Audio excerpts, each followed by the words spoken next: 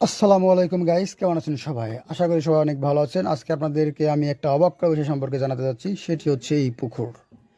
এই পুকুরের অবাক করা একটি নাম রয়েছে, সেটি হচ্ছে ভাগ্যবান পুকুর। আর কেনই বা হলো ভাগ্যবান পুকুর এটার নাম? আর এই পুকুর সম্পর্কে আজ আমি আপনাদেরকে দুটি বিষয় জানাবো। সেটি হচ্ছে প্রথমত এই পুকুরের গভীরতা সম্পর্কে বলবো। আমি ঠিক ততটুকুই বলবো যা আমি দেখেছি এবং শুনেছি। তাহলে শুরু করা যাক এই পুকুরের গভীরতা সম্পর্কে। আপনারা যে ওই পাশে যে একটা মাঠের মতো একটা জায়গা দেখতে পাচ্ছেন স্পেস, আগে ছিল ওই পর্যন্ত গভীর। আর একটা সময় ছিল শীতের মৌসুমে যখন পানি শুকিয়ে যেত এবং মাছ চাষের অনুপযোগী হয়ে যেত।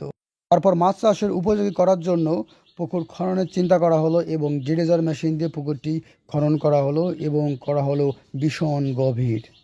আপনারা যে পুকুরের চালা দেখতে পাচ্ছেন, এই পুকুরের 4টি চালা রয়েছে। আর এই 4টি চালায় রয়েছে অনেক প্রশস্ত।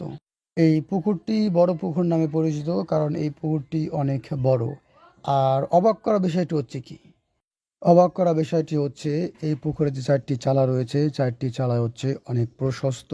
আর 4টি চালার উপর দিয়ে গেছে পাকা রাস্তা।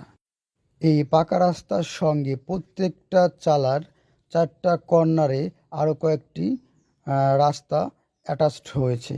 যেমন এই পুকুরে যে 4টি চালা রয়েছে, 4টি পাশ, এই 4টি চালার